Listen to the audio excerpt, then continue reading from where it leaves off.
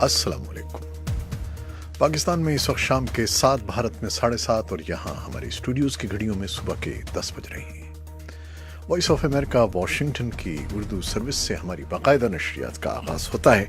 पहले घंटे के लिए मैं हूँ आपका मेज़बान खालिद हमीद। जैसा कि आप देख रहे हैं, फेसबुक लाइव पर हम आपके सामने हैं और वेबसाइट और रेडियो पर हमारा ये 1 घंटे का न्यूज़ शो जारी रहेगा।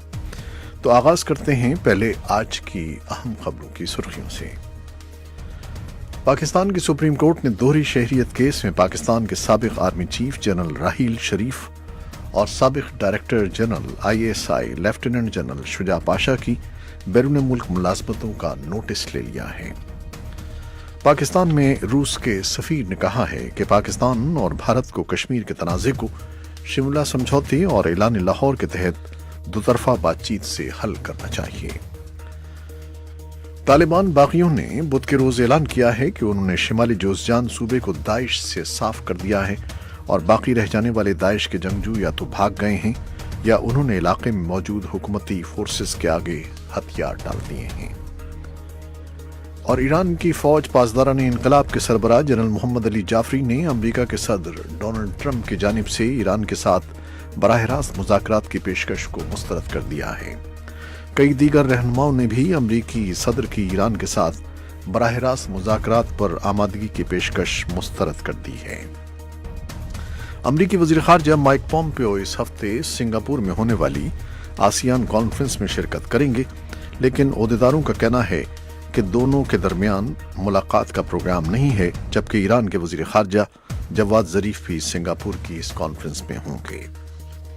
इससे पहले सदर ट्रंप ने, जिन्होंने ईरान के जौहरी हथियारों की तैयारी के बदले तेहरान पर आयद इक़्तिसादी पाबंदियां नरम करने के सन 2015 के बैनुल-अक़वामी मुआहिदे से अमरीका को अलग कर लिया था, पीर के रोज व्हाइट हाउस में नामानिगारों से गुफ्तगू करते हुए कहा था कि वो ईरान के सदर हसन रूहानी से मिलना चाहेंगे।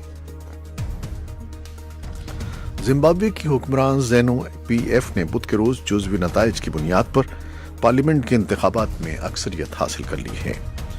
और मेक्सिको की शिमाली रियासत डोंगांगो से एक मुसाफिर तैयारा परवास के 5 मिनट बाद गिरकर तबाह हो गया और इत्तलात के मुताबिक 85 अफराद जो उसमें सवार थे शदीद जख्मी हो गए हैं। शिमाली कैलिफोर्निया में जंगल में लगने वाली दोहरी आगों से हजारों घरों को खतरा है, जबकि मुतादिद घर पहले ही तबाह हो चुके हैं। ये थी 6 सुर्खियां, तफसील चंद लम्हे के बाद।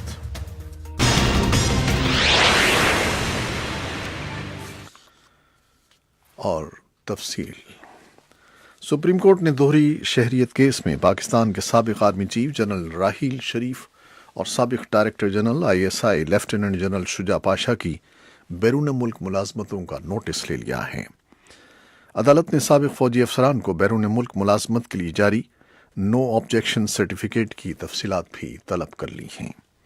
वाज़ेह रहे कि पाक फौज के साबिक सरबराह जनरल राहील शरीफ सऊदी अरब की सरबराही में कायम मुस्लिम मुल्कों के इत्तेहाद की फौज के सरबराह हैं, जबकि lieutenant general retired Shuja Pasha मुत्तहिदा अरब अमारात में मुबैना तौर पर एक निजी सिक्योरिटी फर्म में मुलाजमत कर रहे हैं।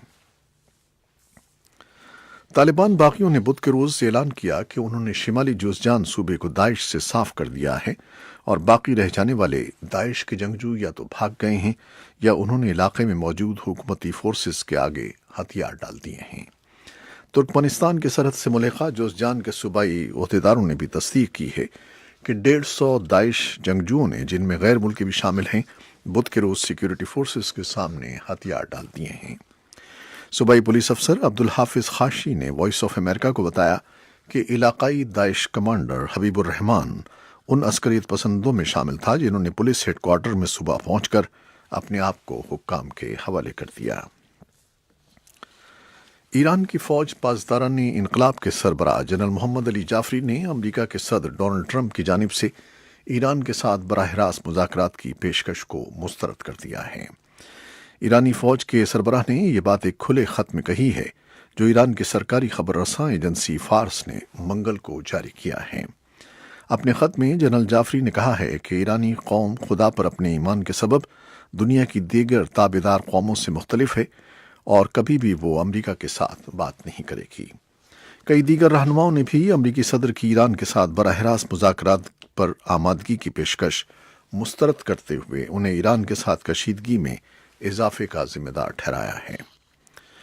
امریکی وزیر خارجہ مائک پومپیو اس ہفتے سنگاپور میں ہونے والی آسیان کانفرنس میں شرکت کریں گے اور بحر الکاہل ملکوں کے مابین آزادانہ تجارت کے ٹرمپ انتظامیہ کے نظریے کو فروغ دیں گے، لیکن شمالی کوریا سے متعلق خدشات ایجنڈے میں سر فہرست رہیں گے۔ پومپیو کانفرنس میں شریک 17 ملکوں کے وزرائے خارجہ سے ملیں گے اور ان سے خطے کو درپیش اہم مسائل پر گفتگو کریں گے۔ ایران کے وزیر خارجہ جواد ظریف بھی سنگاپور کی اس کانفرنس میں ہوں گے، لیکن محکمہ خارجہ کے سینئر عہدیداروں نے کہا ہے کہ دونوں کے درمیان ملاقات کا کوئی پروگرام نہیں ہے۔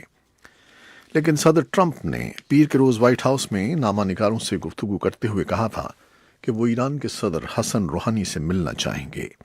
ان کا کہنا تھا کہ میں دوسروں لوگوں کے ساتھ ملنے اور ان سے بات چیت میں یقین رکھتا ہوں، خاص طور پر جب آپ جنگ اور قحط اور ہلاکتوں اور بہت سی دوسری چیزوں کے بارے میں بات کر رہے ہیں تو آپ کو ملنا چاہیے، ملنے میں کوئی برائی نہیں ہے۔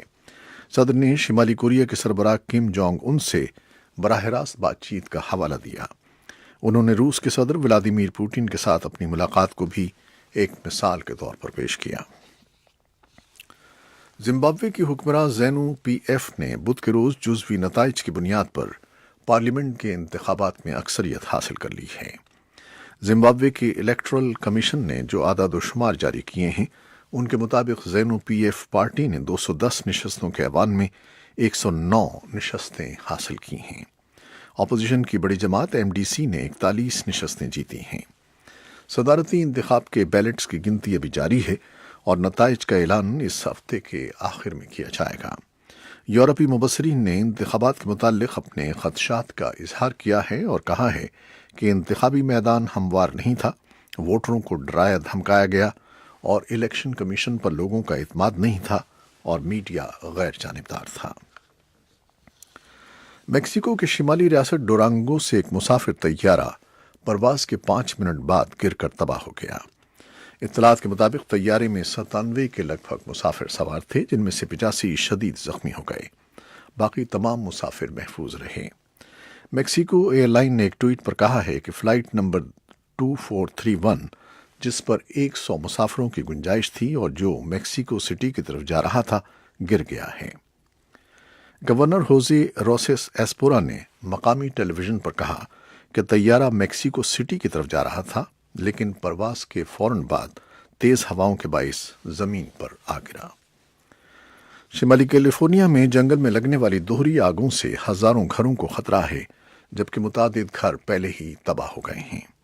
آگ بجھانے والا عملہ مینڈوسینو اور لیک کاؤنٹیز کے 188 مربع کلومیٹر کے جل جانے والے رقبے پر آگ بجھانے کی کوشش کر رہا ہے۔ 19,000 کے قریب افراد پہلے ہی اپنے گھروں کو چھوڑ گئے ہیں اور قریبی علاقوں میں بھی لوگوں کو انخلاء کے لیے کہا گیا ہے۔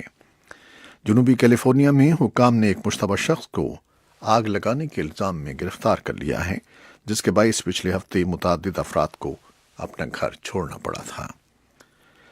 شمالی کوریا کی طرف سے 55 انسانی باقیات کے ایک گروپ کو پچھلے ہفتے حوالے کیے جانے کے بعد بدھ کے روز جنوبی کوریا میں ایک تقریب کے دوران امریکی فوجی ٹرانسپورٹ طیاروں کو منتقل کر دیا گیا، جہاں سے یہ امریکی ریاست ہوائی لے جائے جائیں گے۔ جب یہ باقیات ہوائی کے مشترکہ افواج کے اڈے پر پہنچیں گی تو امریکی نائب صدر مائک پینس، جو کوریا کی جنگ لڑنے والے ایک دیرینہ فوجی کے بیٹے ہیں، اس سلسلے کی دوسری تقریب میں شریک ہوں گے۔ امریکی دفاع کے عہدیداروں نے وائس آف امریکہ کو بتایا کہ شمالی کوریا نے ان باقیات کی شناخت کے بارے میں تفصیل نہیں بتائی اور یہ تفصیلات جاننے کے لیے مہینوں بلکہ برسوں لگ سکتے ہیں۔ یہ تھیں وہ خبریں جو فیس بک لائیو پر ہم نے آپ کے لیے پیش کی۔